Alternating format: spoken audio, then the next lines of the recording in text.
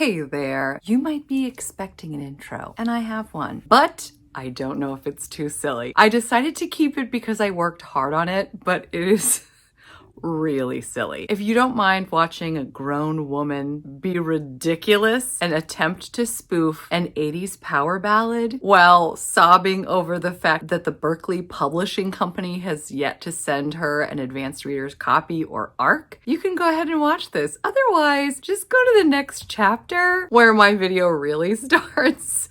This is very silly. I warn you ahead of time. This is your last chance to get out now. Otherwise, you're going to watch the cheesiest 80s video spoof you've ever seen in your life. Good luck and don't rip me to shreds, okay? Oh, Berkeley Publishing Company, you keep turning down my requests and it makes me feel some kind of way. And now I got to do this. Berkeley, please send me an ARC. Don't make me spend more time in the dark. I just want to read a book for free, but for some reason you won't give it to me. You're the only publisher who's holding out, and it really makes me want to shout. I realize that I'm still pretty small, but you make me feel like I'm 2 inches tall. I just want to read them before they go on sale, but whenever I check my email, you say no, try again later. Not this time. You were so close. Berkeley, you know I'll be true. Actually, you don't, because you have no idea who I am. But that could all change. It's at this point I realized that I never made an intro. So my name is B, and apparently I've got too much time on my hands. And welcome to my channel, Mama Needs to Read Romance, and either inspire or terrify the Berkeley Publishing Company. I also feel compelled to let you know that I don't believe that I can sing. This is meant to be a joke and not me showing off my beautiful singing voice.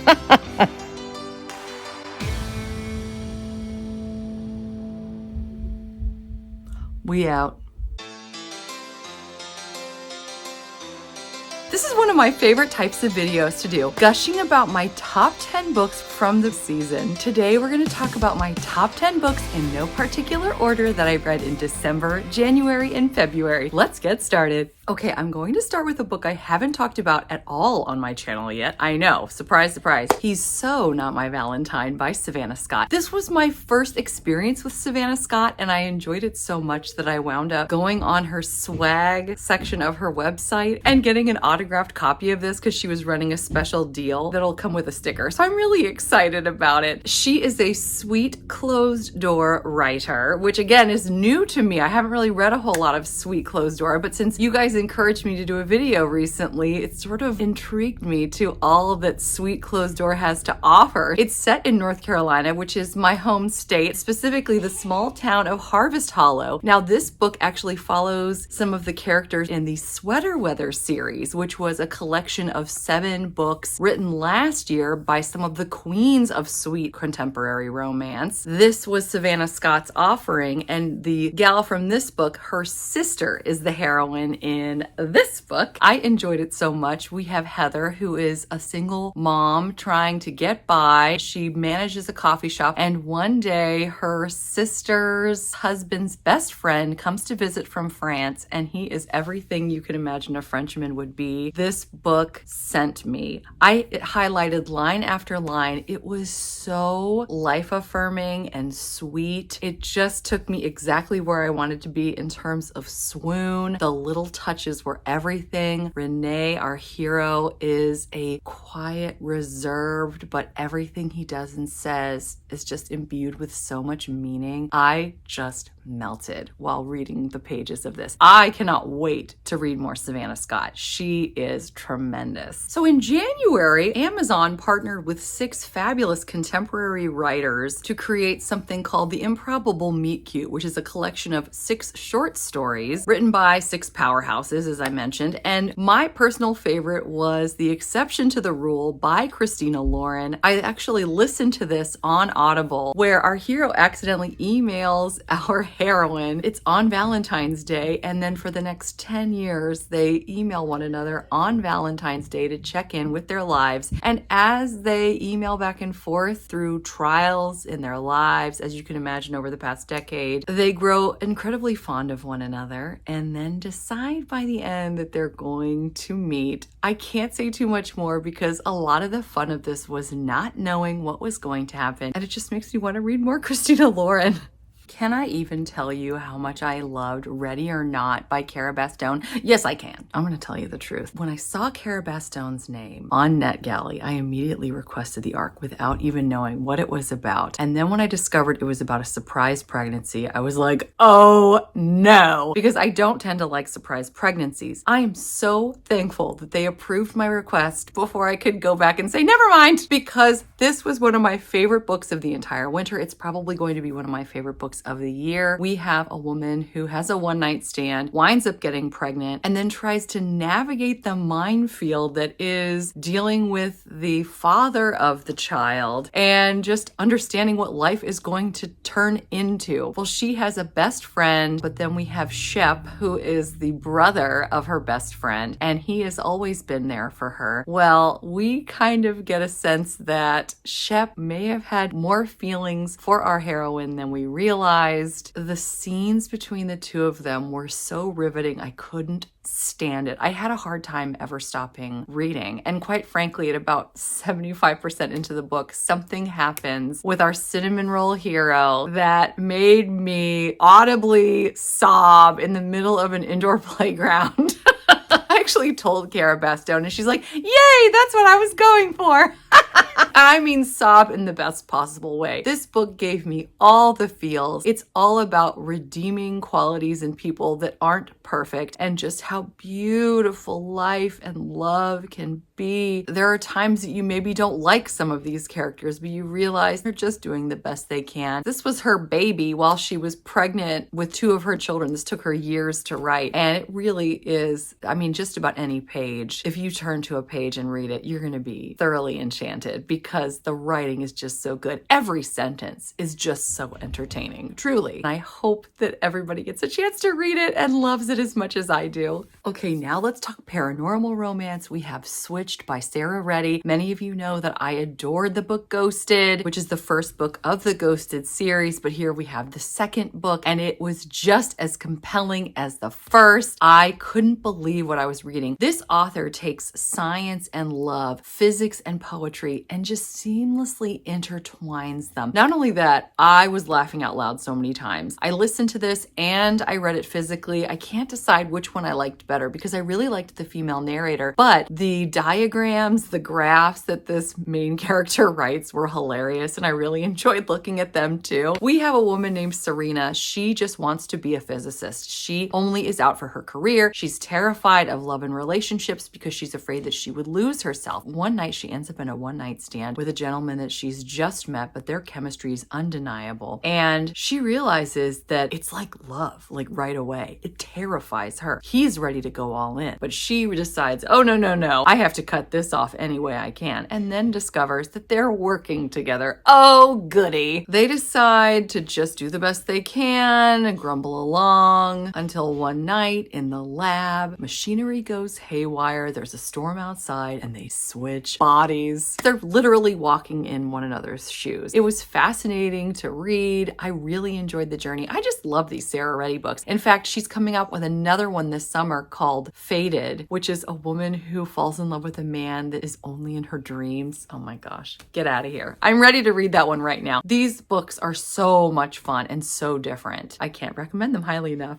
Let's talk about another sweet, not spicy romance. This one's by Mimi Matthews. It's a Christmas novella called A Holiday by Gaslight. So many of you were telling me how incredible it was and how I needed to read it. I'm so thankful I read it this past Christmas. It was so proper and buttoned up, but somehow that made the emotional scenes where the two of them let their guards down even more compelling. I loved the way that he started to interact with her once he realized that she might have feelings for him. Let me back up. I'm sorry. They are supposed to be married. It's a marriage of convenience. She realizes he couldn't care less about her, or could he? In any case, that's the impression that she's gotten. So she releases him from their contract. Well, he is not pleased with this. So now that they know that it could never work out, all the pretenses that they put up in the beginning, they're brushed aside. And now we're getting real with one another. And what happens when they do? The way he comes to her aid, the gentleman that he is, he was